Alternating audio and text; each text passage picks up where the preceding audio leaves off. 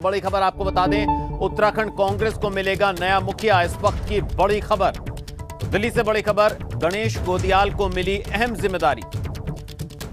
उत्तराखंड कांग्रेस प्रदेश अध्यक्ष की जिम्मेदारी सूत्रों के हवाले से बड़ी खबर आ रही है और प्रीतम सिंह को नेता प्रतिपक्ष की जिम्मेदारी। तो सूत्रों के हवाले से बड़ी खबर मिल रही है, कांग्रेस में होंगे 4 कार्यकारी अध्यक्ष।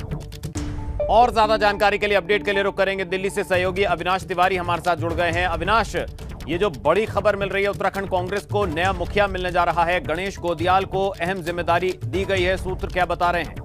देखिए, अगर अभी बात करें तो जिस तरीके से हरीश रावत लगातार अपने लिए लॉबिंग कर रहे थे, वो कह रहे थे कि अगर उत्तराखंड राज्य को जीतना है तो उनकी पसंद का प्रदेश अध्यक्ष होना चाहिए और उनके मन मुताबिक काम होना चाहिए। कहीं ना कहीं अब वो होता हुआ दिख रहा है, क्योंकि राहुल गांधी ने जिस तरीके से पिछले दिनों बैठक की थी प्रदेश अध्यक्ष के साथ और तमाम सारे उत्तराखंड के जो वरिष्ठ नेता थे उनके साथ, उसके बाद फिर तय कर लिया गया और आज देर रात तक घोषणा होने की पूरी उम्मीद है, क्योंकि जिस तरीके से जो जानकारी मिल रही है कि राहुल गांधी ने सहमति जता दी है गणेश गोदियाल के नाम पे, वो अगले प्रदेश अध्यक्ष होंगे और प्रीतम सिंह नए सीएलपी नेता होंगे और दोनों गुट को साधने के लिए 4 नए कार्यकारी अध्यक्ष बनाए जाएंगे, जिसमें दोनों गुट के लोग शामिल होंगे। उसमें भुवन कापड़ी भी हैं, मनोज तिवारी भी हैं और भी 2 अन्य नाम आ सकते हैं। तो ये काफी महत्वपूर्ण बात है, क्योंकि जिस तरीके से हरीश रावत लगातार अपने लिए लॉबिंग कर रहे थे, चाहे चेहरे बनाने की बात हो या फिर अपने मनपसंद का प्रदेश अध्यक्ष बनाने की बात हो, तो कहीं ना कहीं आला कमान उनके नाम पर अब सहमत होते हुए दिख रही है। और जिस तरीके से अब विधानसभा चुनाव नजदीक आने वाले हैं, हरीश रावत खुद को कैंपेन कमेटी का अध्यक्ष के रूप में प्रोजेक्ट करवाना चाहते हैं और अब दोनों चेहरे गढ़वाल के, चूंकि प्रदेश अध्यक्ष भी गढ़वाल के होंगे और सीएलपी नेता भी गढ़वाल के होंगे, अगर ये नाम घोषित होता है तो उसके बाद जाहिर तौर से बात है कि हरीश रावत को जब कैंपेन कमेटी का चेहरा बनाया जाएगा तो कुमाऊं मंडल करेंगे,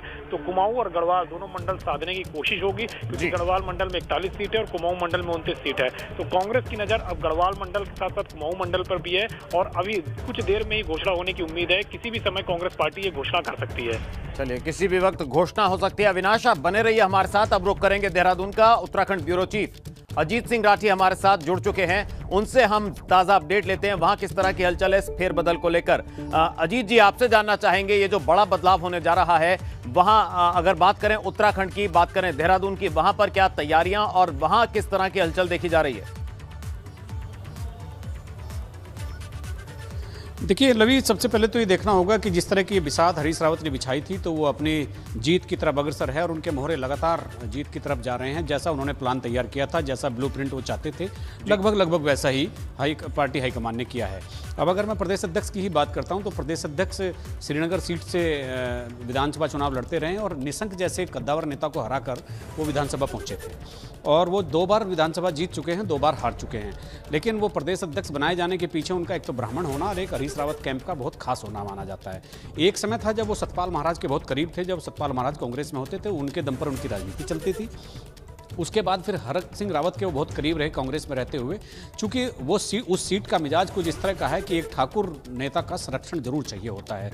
तो अब वो उसके बाद जब वो सतपाल महाराज और हरक सिंह रावत सभी भारतीय जनता पार्टी की तरफ चले गए तो तब वो हरीश रावत के नज़दीक गए। चूंकि प्रीतम सिंह के उनको विरोधी माना जाता है तो इसलिए वो हरीश रावत के और ज़्यादा नज़दीक जाने के कारण वो आज प्रदेश अध्यक्ष का पद पा गए। पिछली बार वो धन सिंह रावत जो इस समय कैबिनेट मंत्री हैं उनसे चुनाव हारे थे और एक तरह से नपथ्य में थे वो राजनीति के। उनका अभी ये पुनर्वास, हम कह सकते हैं कि हरीश रावत ने उनको इनका पुनर्वास कराया है।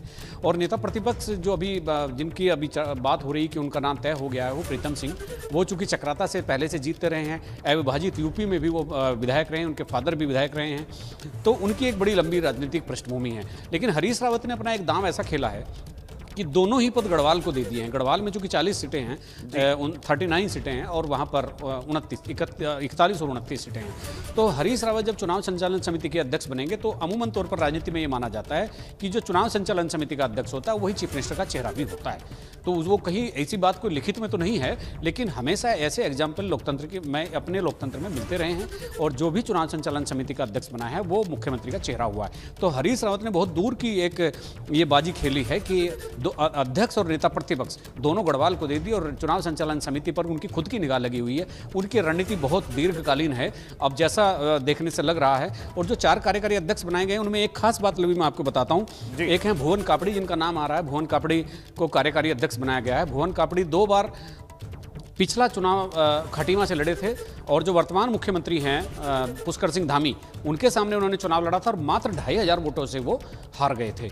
तो कांग्रेस का कहीं ना कहीं एक ये घेराबंदी भी आप कह सकते हैं कि भुवन कापड़ी को इसलिए कार्यकारी अध्यक्ष बनाकर, एक तो वो यूथ है और इसलिए उनको कार्यकारी अध्यक्ष बनाया गया है ताकि अगर उस सीट के विधायक मुख्यमंत्री बने हैं तो यहाँ कार्यकारी अध्यक्ष रहे, उनके पास कहने को और उनका वजूद बढ़ाने के लिए, उनका अस्तित्व मजबूत करने के लिए ये किया गया ताकि मुख्यमंत्री को आने वाले चुनाव में भुवन कापड़ी से कड़ी टक्कर दिलवाई जा सके। तो कांग्रेस अगर कहीं ना कहीं देखे, और ये प्रथम दृष्टया ये लग रहा है कि उन्होंने बहुत ही गहन चर्चा के बाद, बहुत एक गहरी कूटनीति के तहत ये सारा प्लान तैयार किया है ताकि भारतीय जनता पार्टी की घेराबंदी की जा सके। जी अजीत जी, बहुत बहुत शुक्रिया आपका फिलहाल इस तमाम जानकारी के लिए, हमारे साथ जुड़ने के लिए। और एक बार फिर रुख करेंगे दिल्ली का। अविनाश तिवारी हमारे सहयोगी हमारे साथ बने हुए हैं दिल्ली से। अविनाश, आपसे जानना चाहेंगे अभी किस तरह की हलचल दिल्ली में देखने को मिल रही है इस बड़े फेरबदल को लेकर, और क्या लग रहा है अभी कितना और वक्त होगा औपचारिक ऐलान होने में? तो किसी भी वक्त कांग्रेस पार्टी ऐलान कर सकती है। जहां तक हलचल की बात करें तो कांग्रेस के पूर्व प्रदेश अध्यक्ष किशोर उपाध्याय वो भी दिल्ली आ रहे हैं। प्रीतम सिंह की भी जानकारी मिल रही है कि वो भी दिल्ली रात में पहुंच रहे हैं। सुबह वो आला कमान से मुलाकात कर सकते हैं, बातचीत कर सकते हैं, क्योंकि जिस तरीके से अब कांग्रेस में पिछले 28 जून से लगातार माथापच्ची मची हुई है कि नया सीएलपी नेता कौन होगा, नया प्रदेश अध्यक्ष कौन होगा, इसको लेकर तमाम तरीके से मंथन हुआ। और कांग्रेस के सदन उपनेता करण महारा ने तो खुलकर कह दिया था कि नया प्रदेश अध्यक्ष ब्राह्मण समुदाय से होना चाहिए और ठाकुर समुदाय से नया सीएलपी नेता होना चाहिए, जिसके लिए उन्होंने प्रीतम सिंह का नाम सबसे आगे कर दिया था। तो कांग्रेस पार्टी भी यही चाह रही थी कि प्रीतम सिंह को सीएलपी बनाया जाए और नए प्रदेश अध्यक्ष की एक घोषणा की जाए जो कि ब्राह्मण चेहरा हो और पूरे तरीके से समीकरण को साधते हुए विधानसभा चुनाव में जाया जा सके। तो वो कहीं ना कहीं अब होता हुआ दिख रहा है, क्योंकि राहुल गांधी ने एक लंबी बैठक की थी उत्तराखंड कांग्रेस के सभी नेताओं के साथ, चाहे वो हरीश रावत हो, प्रीतम सिंह हो, किशोर उपाध्याय हो, गणेश गुलदियाल हो, करण महारा हो, इन सभी के साथ राहुल गांधी ने 2 दफे बैठक की थी दिल्ली में और लगभग 3-3 घंटे ये बैठक चली थी, जिसमें तमाम तरीके से सारे नेताओं से बातचीत की गई थी। उनसे जाना गया था कि उत्तराखंड में कांग्रेस की क्या स्थिति है, आगे किस तरीके से कांग्रेस को लेकर जाया जा सकता है। और हरीश रावत ने एक लंबा रोड मैप दिया कि अगर उत्तराखंड में कांग्रेस को फिर से लाना है सत्ता में तो किस तरीके से आगे चलना है। तो इसी के मद्देनजर जिस तरीके से अब गणेश गुलदियाल का नाम सामने निकल कर आ रहा है, सबसे आगे वो चल रहे हैं रेस में और लगभग उनके नाम से सहमति बन गई है। तो ये दर्शा रहा है कि हरीश रावत ने कहीं न कहीं अपनी जो विजय पताका है वो कांग्रेस आलाकमान में 10 जनपद पे लहरा दी है, क्योंकि वो लगातार यही चाहते थे गणेश गुलदियाल प्रदेश अध्यक्ष बने और फिर आगे जब कैंपेन कमेटी की घोषणा हो तो उसके मुखिया बने और फिर उत्तराखंड कांग्रेस को लीड करते हुए आगे जाए। क्योंकि हरीश रावत अपने मनमाफिक प्रदेश अध्यक्ष इसलिए भी चाहते थे कि प्रदेश अध्यक्ष की काफी महत्वपूर्ण भूमिका होती है टिकट डिस्ट्रीब्यूशन में। यही कारण है कि वो अब उनकी मनपसंद का अध्यक्ष मिलता हुआ लगभग दिख रहा है। चलिए, बहुत बहुत शुक्रिया अविनाश इस जानकारी के लिए। आप नजर बनाकर रखें, आगे भी आपसे अपडेट्स लेते रहेंगे। तो फिलहाल सूत्र ये बता रहे हैं कि इंदिरा हृदयेश के बाद, उनके निधन के बाद अब प्रीतम सिंह को नेता प्रतिपक्ष जो है बनाया गया है और सूत्र ये भी बता रहे हैं कि गणेश गोदियाल को प्रदेश अध्यक्ष की कमान सौंपी गई है। फिलहाल खबरों में बढ़ेंगे आगे। रुड़की के दौरे पर पहुंचे दिल्ली के डिप्टी सीएम और आप के वरिष्ठ नेता मनीष सिसोदिया का बड़ा बयान सामने आया। सिसोदिया ने इस बात के संकेत दिए हैं कि अजय कोठियाल को उत्तराखंड में सीएम का फेस बनाया जा सकता है। जैसा मैंने कहा, छोटे से समूहों में मैंने जवाब दिया तो बहुत उत्साहजनक था मेरे लिए तो, पर मैं उत्तराखंड के तमाम वोटर्स के सामने, उत्तराखंड के बच्चों के सामने, उत्तराखंड की महिलाओं के, भाइयों के, बहनों के, बुजुर्गों के, सबके सामने आज ये सवाल रखना चाहता हूं कि क्या कर्नल कोटियाल जी जैसा व्यक्तित्व उत्तराखंड का मुख्यमंत्री होना चाहिए। मैं आज आप सब पत्रकार बंधुओं से भी अनुरोध करूंगा कि मेरे इस सवाल को जनता तक पहुंचाएं ताकि जनता अपने दिल से इसका जवाब दे सके। उधर देहरादून में कांग्रेस ने नेताओं के कथित फोन टैपिंग मामले को लेकर प्रदर्शन किया। कांग्रेस ने राजभवन कूच की कोशिश की, हंगामा बढ़ा तो पुलिस ने कई नेताओं को हिरासत में भी ले लिया।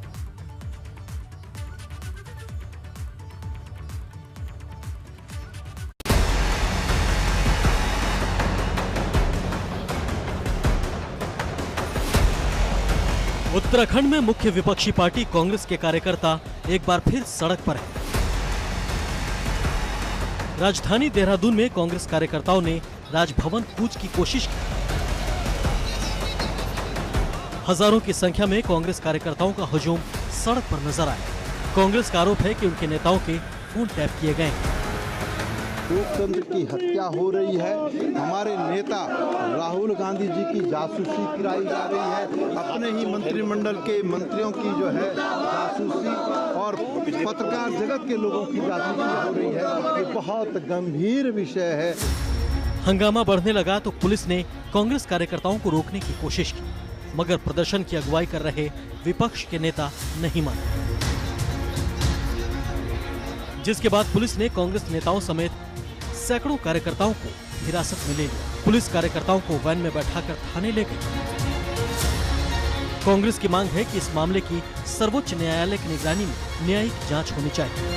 अंग्रेजों के जमाने में जो मुखबर थे, अब वो पेगासस के माध्यम से देश की मेन पॉलिटिकल पार्टी के बड़े नेताओं का, चीफ जस्टिस का, न्यायाधीशों का, चुनाव आयोग का, तमाम लोगों की मुखबरी कर रहे हैं, पत्रकारों की भी मुखबरी कर रहे हैं, जासूसी कर रहे हैं। पूरा देश जान चुका है और इसलिए हमने देश के मुखबर भी बर्दाश्त नहीं किए थे और हम देश में जासूसी करने वाले भी बर्दाश्त नहीं करते। चुनावी मौसम में कांग्रेस ने फोन टैपिंग का मुद्दा उछाल दिया है, जिसे हवा देकर सत्ताधारी पार्टी को घेरने की कोशिश की जा रही है। उत्तराखंड में कांग्रेस भी इस मुद्दे के बहाने सत्ताधारी भाजपा पर हमलावर है। एबीपी गंगा के लिए देहरादून से रवि कैंतुरा की रिपोर्ट। वहीं चमोली से लगती चीन सीमा पर एक बार फिर से चीनी सैनिकों की मूवमेंट नजर आई है। बताया जा रहा है कि बाड़ाहोती क्षेत्र में चीनी सैनिकों की गतिविधियां देखी गई हैं। बताया जा रहा है कि बाड़ाहोती क्षेत्र में 40 से अधिक सैनिक पहुंचे थे, जबकि घोड़े में सवार कुछ सैनिक होती गार्ड तक पहुंचे और कुछ देर वो वहां रुके। सीमा क्षेत्र में पड़ोसी देश की गतिविधियों को देखते हुए खुफिया तंत्र सक्रिय हो गया है। बताया जा रहा है 15 और 16 जुलाई को बाड़ाहोती क्षेत्र में चीनी सैनिकों को देखा गया था। भारत की ओर से चीन सीमा क्षेत्र में सड़कों का विस्तार युद्ध स्तर पर किया जा रहा है।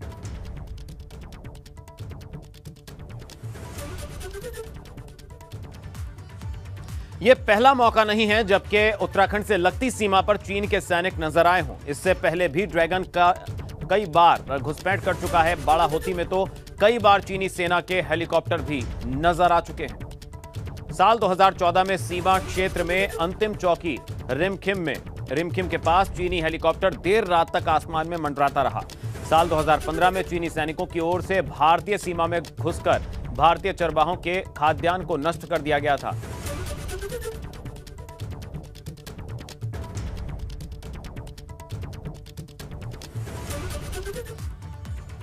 वहीं उत्तराखंड सरकार ने कोरोना काल में आर्थिक तंगी से जूझ रहे पर्यटन कारोबारियों को बड़ी राहत दी है। सरकार ने पर्यटन, ट्रैकिंग, वोटिंग गाइड और होटल और परिवहन व्यवसाय से जुड़े कारोबारियों के लिए 200 करोड़ रुपए के आर्थिक पैकेज की घोषणा की है।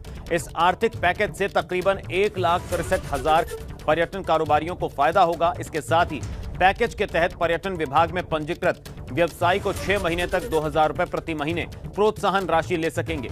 साथ ही पंजीकृत 655 टूर ऑपरेटरों, ट्रैकिंग ऑपरेटरों और 630 गाइड को 10-10 हजार रुपए एक मुश्त दिए जाएंगे। हालांकि कांग्रेस इस पर सवाल उठा रही है। लगभग 200 करोड़ रुपए का ये पैकेज दिया है, जो निश्चित रूप से हमने विपरीत परिस्थितियों में, कोविड के समय में, इस समय जिस प्रकार की स्थिति है वो बड़ा कठिन है, लेकिन फिर भी हमने जो है ये कदम हमारे इन लोगों के लिए बढ़ाया है। मैं समझता हूँ कि निश्चित रूप से आने वाले समय में उनको इससे निश्चित रूप से लाभ मिलेगा। और साथ ही साथ हमने इसमें ये व्यवस्था की है कि हम इसका एक ऐसा सिस्टम बनाएंगे कि ये जो धनराशि है वो जो लाभार्थी हैं उनके सीधे खाते में पहुँचेगी। वैसे तो बजट पूर्व में जो है विधानसभा से पारित भी हो चुका है, उसका एलोकेशन भी हो चुका है। अभी 200 करोड़ रुपया सरकार कहाँ से उपलब्ध कराएगी, ये बहुत बड़ा प्रश्न चिन्ह है। क्या भारत सरकार कोई पैकेज देने जा रही है या सरकार कहीं से जो है इस परिप्रेक्ष्य में जो है ऋण लेने का काम कर रही है, तो पहले सरकार ये बताए। और जो धनराशि है वो बहुत निम्न है। राजधानी देहरादून में कार में आग लग गई और यह घटना रायपुर रोड की बताई जा रही है। देखते ही देखते कार धू धू कर जलने लगी, जिससे मौके पर अफरा तफरी मच गई। मौके पर पहुंची फायर सर्विस की टीम ने किसी तरह आग पर काबू पाया। काफी देर तक गहमा गहमी बनी रही, अफरा तफरी मचती रही। तस्वीरें आप देख सकते हैं किस तरह से कार कुछ ही देर में धू धू कर खाक हो गई।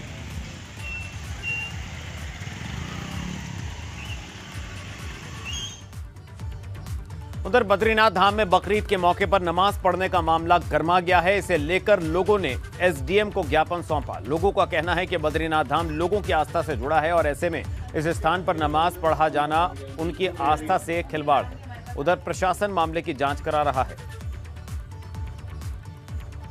ईद के अवसर पर वहां पर नमाज पढ़ी गई। कुछ मुस्लिम समुदाय के लोगों द्वारा वहां पर नमाज अदा कर हिंदू धर्म के भावनाओं के साथ छेड़छाड़ करने का प्रयास किया गया। इसका विरोध संपूर्ण बद्रीपुरी के लोगों के द्वारा भी इसका विरोध किया गया। अगर बकरा ईद रही होगी तो कहीं ना कहीं वहां पे मांस आदि का भी सेवन किया गया होगा, जो हिंदू धर्म के लिए बहुत दुखदायी और चिंता का विषय है। इसका बद्रीनाथ में भी इसका भारी विरोध हुआ है। जोशीमठ में भी हम सभी लोगों ने इसका विरोध किया है। जिन्होंने ये कहा है कि इस तरह से बद्रीनाथ धाम में नमाज अदा नहीं की जानी चाहिए, और भी कुछ अन्य शिकायतें उन्होंने रखी है जिसमें उन्होंने कहा है कि इसमें कोविड नियमों का पालन नहीं किया गया। तो इन सभी चीज़ों पर जांच की जाएगी और यदि किसी भी प्रकार कोरोना की गाइडलाइंस का उल्लंघन इसमें किया गया होगा या अन्य कोई भी अनियमितता की गई होगी तो उसकी जाँच की जाएगी। वहीं रानीखेत के चौबटिया में बाघ की चहलकदमी की तस्वीरें सामने आई हैं। एक मादा बाघ अपने शावकों के साथ नजर आई है। इस मादा बाघ को एक रेस्टोरेंट के आसपास देखा गया है और कुछ लोगों ने इसके मूवमेंट को कैमरे में कैप्चर कर लिया, जिसकी जानकारी वन विभाग की टीम को दी गई है। वन विभाग अब बाघिन की मूवमेंट पर नजर रख रहा है, मगर जब से लोगों ने बाघिन को देखा है उनके जहन में दहशत है। खतरा इस बात का है कि बाघिन अपने शावकों की सुरक्षा को लेकर किसी इंसान पर हमला न कर दे। बड़ी खबर आ रही है। मुख्यमंत्री पुष्कर सिंह धामी ने हरियाणा के मुख्यमंत्री मनोहर लाल खट्टर से की मुलाकात। इस वक्त की बड़ी खबर, मसूरी के निजी होटल में रुके थे सीएम खट्टर। तो सीएम धामी ने सहस्त्रधारा स्थित हेलीपैड पर दोनों सीएम की हुई मुलाकात। तो इस वक्त की बड़ी खबर, देहरादून से बड़ी खबर।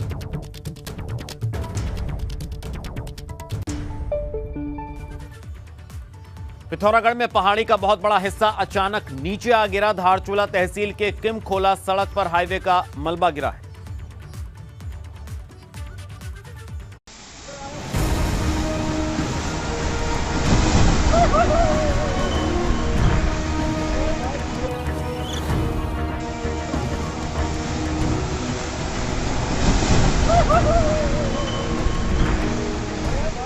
दरकते पहाड़ों की ये तस्वीरें पिथौरागढ़ की है, जहां पहाड़ी का एक बहुत बड़ा हिस्सा अचानक हाईवे पर आ गिरता है।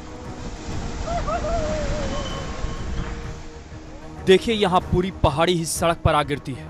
जरा सोचिए, अगर इसकी चपेट में कोई आ जाता तो क्या होता।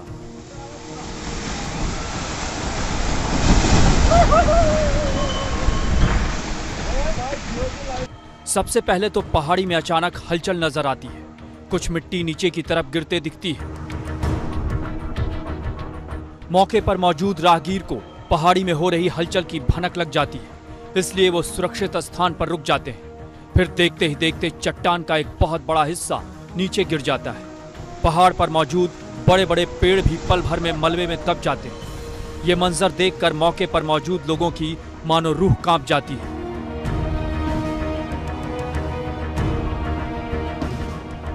गनीमत यही थी कि सड़क से गुजर रहा कोई राहगीर इस मलबे में नहीं दबा, वरना इस बड़ी चट्टान के मलबे में जान बचा पाना मुमकिन नहीं था।